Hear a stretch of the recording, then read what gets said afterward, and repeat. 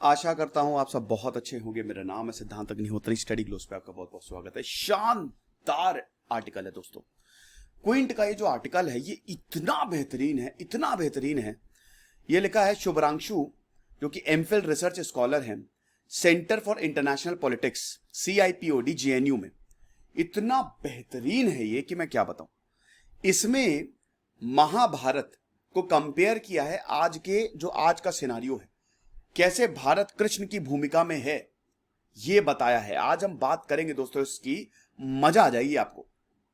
महाभारत जो कि हमारा इतिहास है, 74,000 संस्कृत वर्सेस हैं, 18 चैप्टर्स हैं महाभारत में। ये एंशिएंट एपिक नहीं है, बल्कि ये लेसन है, ये एक स्टेट क्राफ्ट है, ये डिप्लोमेसी आपको सिखाती है। आज हमको महाभारत से सीखने की जरूरत है और बहुत तगड़े से सीखने की जरूरत है। पूरी दुनिया अब एक कुरुक्षेत्र बन चुकी है और कैसे अब इस कुरुक्षेत्र को जीता जाए, कैसे धर्म की स्थापना हो। मेरे ख्याल में ये सबको पढ़ने की जरूरत है। अगर नहीं पढ़े तो ये लेक्चर सबको शेयर करिएगा। आलतू फालतू चीजें ग्रुप में शेयर करते रहते, लेकिन ये लेक्चर जरूर डाल दीजिएगा अपने ग्रुप में। तो भारत को डिप्लोमैटिक लेसन्स चाहिए, किससे? महाभारत से हम बात करेंगे। सबसे पहले तो आप चैनल को फटाक से सब्सक्राइब कर दें। इंस्टा पे आपने मेरा सेशन देखा कि नहीं? फिर से मैं लाइव आने वाला हूं, तो इंस्टा पे जाके अभी इसी वक्त फॉलो करें। डिस्क्रिप्शन में लिंक दिया है। टेलीग्राम पे आपको सारी PDF मिल जाएगी। तो भाई, महाभारत और इस समय तालिबान का क्या कनेक्शन है? तालिबान 15 अगस्त को, हमारा आजादी का दिन, आप देखिए क्या कोइंसिडेंस है कि हम 15 अगस्त को हमारी आजादी है और 15 अगस्त को ही तालिबान ने टेक ओवर किया। यानी कि कुछ तो है। डेट्स का भी भाई, डेट्स ऐसे रैंडमली नहीं है, इसका भी बहुत डीप कनेक्शन होता है। तो भारत कैसे दूर रहे? तो तालिबान ने जो काबुल को टेक ओवर किया, हर जगह आप देख ही सकते हैं कियोस है। तालिबान ने अपनी नई सरकार बना ली। पूरी दुनिया जो है वो तालिबान को रिकॉग्नाइज कर रही है। 6 देशों को उसने इनविटेशन भेज दिया, Qatar, Pakistan, Russia, China, Turkey, Iran.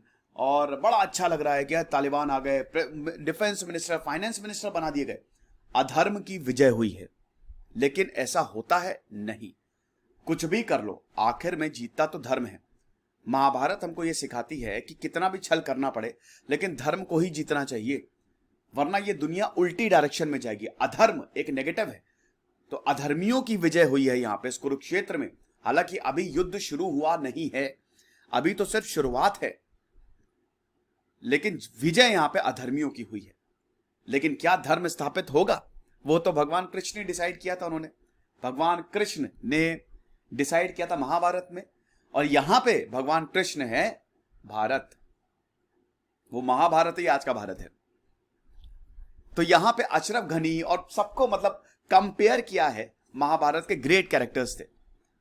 Ashraf घनी को यहां पे दुर्योधन, बिल्कुल जैसे दुर्योधन थे ना, दुर्योधन के वो बहुत अच्छे गुण थे। अशरफ घनी भी काफी अच्छे हैं, काफी अच्छे प्रेसिडेंट रहे। लेकिन इसमें आप कुछ बुरी आदतों को भी जोड़ दीजिए। जैसे अशरफ घनी ने अपने करप्शन को नकारा, उनके नाक के नीचे करप्शन होता था बहुत ज्यादा, छोड़ दिया उन्होंने। यही दुर्योधन के दुर्योधन बोला, I am really sorry, Yudhishthir. देखिए, महाभारत जिनको नहीं पता, आपको पता ही है ना कि पांडव और कौरवों के बीच में हुई थी जमीन के विवाद के लिए, और यहां पर भी जमीन का विवाद है। मैंने गीता के लेसन्स लिए हैं। तो पांडव जो थे उसमें युधिष्ठिर सबसे बड़े भाई थे, 5 भाई थे, युधिष्ठिर सबसे बड़े, फिर भीम, अर्जुन, नकुल, सहदेव, और इधर कौरव थे। अब कौरव यहां पे तालिबान है, समझ रहे हो? युधिष्ठिर और दुशासन, दुर्योधन और दुशासन। दुर्योधन यहां पे तालिबानी पाकिस्तान है और दुशासन यहां पे तालिबान है। तो ये दो हैं अधर्मी। और भगवान कृष्ण कौन है? Bharat, India will be playing the role of Krishna. और अमेरिका और रशिया, ये कौन है? ये हैं भीष्म, धृतराष्ट्र। देख के भी अनदेखा कर दिया इन्होंने। अमेरिका भीष्म है, रशिया धृतराष्ट्र है। आंखों पे पट्टी बांधी हुई है। रशिया चाहे तो रोक सकता है तालिबान को, आराम से रोक सकता है, लेकिन रशिया ऐसा कर नहीं रहा। ये 2 सुपर पावर्स हैं। अमेरिका भीष्म, अमेरिका बहुत ज्यादा ताकतवर है, लेकिन चाह के भी वो कुछ नहीं कर सकता। वो तालिबान को सपोर्ट करने के लिए मजबूर है, जैसे भीष्म ने किया था कि भाई सपोर्ट करने के लिए मजबूर है। प्रतिज्ञा दी थी कौरवों को कि तुम्हारी तरफ से हम लड़ेंगे। अब अमेरिका भी यही कर रहा है। और रशिया है धृतराष्ट्र। धृतराष्ट्र चाहते थे तो युधिष्ठिर या पूरे युद्ध को रोक सकते थे, लेकिन पुत्र मोह में अंधे हो गए। ऐसे ही रशिया है, हालांकि रशिया का यहां पे पुत्र मोह नहीं है, कुछ और ही मोह है, स्ट्रैटेजिक मोह है। अमेरिका का हेस्टी विड्रॉल जो है वो भीष्म की एग्नी को दर्शाता है कि किस तरीके से ये जो गैम्बलिंग हुई, ये गैम्बलिंग आप ये पीस डील समझ सकते हैं। जैसे चौसर का खेल हुआ था जिसमें युधिष्ठिर सारा राजपाट हार गए थे, यही चौसर का खेल है इनकी पीस डील कि निकलो बस यहां से जितनी जल्दी हो सके। चाइना अमेरिका को ह्यूमिलिएट कर रहा है। चाइना को तो भूल ही गए, अमेरिका को यानी कि भीष्म को लगातार ह्यूमिलिएट कर रहा है। तो ये कौन है चाइना? ये है शकुनी। चाइना को यहां पे कंपेयर किया है स्ट्रैटेजिस्ट शकुनी से। जैसे शकुनी ने पूरा षड्यंत्र रचा ताकि महाभारत का युद्ध हो, युद्ध में पार्ट नहीं लिया, पार्ट लिया था हालांकि, मतलब उसने ही, उसी की ही वजह से पूरा उसने ये जो षड्यंत्र है वो रचा। वैसे ही चाइना ने भी ये षड्यंत्र रचा है।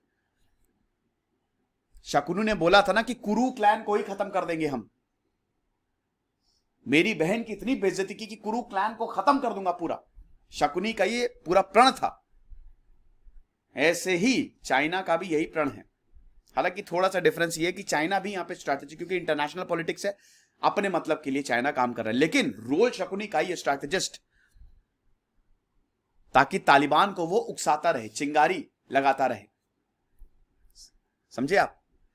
अब इससे पहले हम और कैरेक्टर्स को अनवील करें, दोस्तों हमने यूपीएससी के शानदार कोर्सेज बनाए हैं, आप जरूर अवेल करें, आपको बहुत ज्यादा फायदा होगा।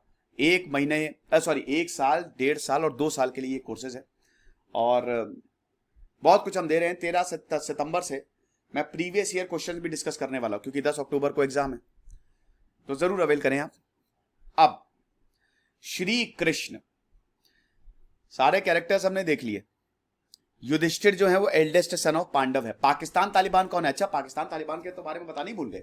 पाकिस्तान तालिबान का प्रेम, मैंने बताया ना, तालिबान पाकिस्तान का छोटा भाई है, तो पाकिस्तान है दुर्योधन, जो हमेशा पांडवों का बुरा चाहता है, यानी कि अशरफ घनी का बुरा चाहेगा। अशरफ घनी कौन है यहां पे? एल्डेस्ट सन ऑफ, उनको कंपेयर किया हुआ युधिष्ठिर से, एल्डेस्ट सन ऑफ पांडव, जो अपनी गैम्बलिंग की हैबिट की वजह से गए काम से।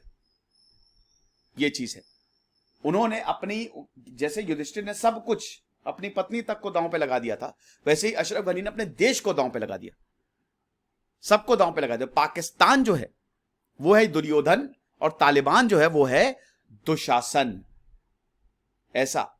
और अफगान वुमेन, ये कौन है? अफगान औरतों का ही जो भविष्य है वो अंधकार में है। 3 दिन पहले की न्यूज है दोस्तों कि अफगान औरतों को, एक अफगान औरत को 6 महीने की प्रेग्नेंट थी, घर वालों के सामने गोली मारी है। तो अफगान औरतें यहां पे द्रौपदी हैं। तो जिस तरीके से दुर्योधन ने द्रौपदी को, अरे यार मैं युधिष्ठिर ने द्रौपदी को दांव पे लगाया था, उसी तरीके से अशरफ घनी ने अफगानिस्तान की सारी औरतें को दांव पे लगा दिया, और कुछ भी नहीं कर पाए। वो खड़े खड़े समय देख रहे हैं। ऐसा, औरतों की कंडीशन बहुत बुरी है, उनके बारे में तो कोई बात ही नहीं कर रहा है। तो इन सबसे बचाएगा कौन? श्री कृष्ण। जैसे श्री कृष्ण ने युद्ध में भाग ना लेके भी युद्ध का फैसला बदल दिया, वैसे ही इंडिया भी ये कर सकता है। श्री कृष्ण की भूमिका में है भारत। यस, भारत जो है वो इस समय बहुत कुछ कर सकता है। भारत ने डायरेक्ट रोल अभी प्ले नहीं किया। गेम ऑफ डाइस जो हुआ, देखिए भारत, अब जैसे जो पीस डील हुई उसमें भारत का कोई डायरेक्ट रोल नहीं था, भारत बिल्कुल दूर था। दोहा नेगोशिएशन से new Delhi was out, he was kept out. लेकिन यस, अब जैसे जैसे ये गेम आगे बढ़ेगा, अब जैसे जैसे ये युद्ध, ये महाभारत आगे बढ़ेगी, नई महाभारत, वैसे वैसे श्री कृष्ण ही नायक तो महाभारत के श्री कृष्ण ही थे ना, बाकी तो सब साइड प्लेयर्स थे। श्री कृष्ण ने ही महाभारत का युद्ध, धर्म की स्थापना उन्हीं ने की। वैसे ही इंडिया कर सकता है। आ गए, रोंगटे खड़े हुए कि नहीं? गूज़बम्स आए। $3 बिलियन इंफ्रास्ट्रक्चर में भारत ने इन्वेस्ट किया, हेल्थ एजुकेशन अफगानिस्तान में। इसीलिए अफगान सिटीजन्स, हर अफगानी उनसे प्यार करते हैं। और वहां की औरतों को भी दोस्तों यही लगता है कि भारत कुछ करेगा। जैसे द्रौपदी को लगता था ना कि श्री कृष्ण करेंगे, और श्री कृष्ण ने किया, वहां की औरतों को भी यही लगता है। लेकिन अभी तक भारत ने ज्यादा कांटेक्ट तालिबान से किया ही नहीं है। अभी भारत ठीक ठीक आगे चल रहा है। जैसे श्री कृष्ण जो है द्रौपदी के ऑनर के लिए खड़े हुए थे, फैमिली में वो इन्वॉल्व नहीं हुए थे, फैमिली की प्रॉब्लम में वो बाहर से सपोर्ट दे रहे थे, वैसे ही भारत भी सपोर्ट देगा। इस समय भारत की रिस्पॉन्सिबिलिटी है कि अफगानिस्तान में जो माइनॉरिटीज हैं, जो कॉमन अफगान सिटीजन्स हैं, इंक्लूडिंग वुमेन, चिल्ड्रन, उनको प्रोटेक्ट किया जाए, जिन्होंने एजुकेशन भारत से ली है। तो भारत इस समय श्री कृष्ण की भूमिका में हमको दिखाई दे रहा है, और अब धर्म की स्थापना भारती या फिर श्री कृष्ण कर सकते हैं। लेकिन ये करेंगे कैसे? करेंगे ऐसे जैसे श्री कृष्ण ने, अब डिप्लोमेसी देखिए आप, भगवान श्री कृष्ण शुरुआत में तो देखिए, भगवान श्री कृष्ण तो दुर्योधन को बार बार उन्होंने समझाने की कोशिश की।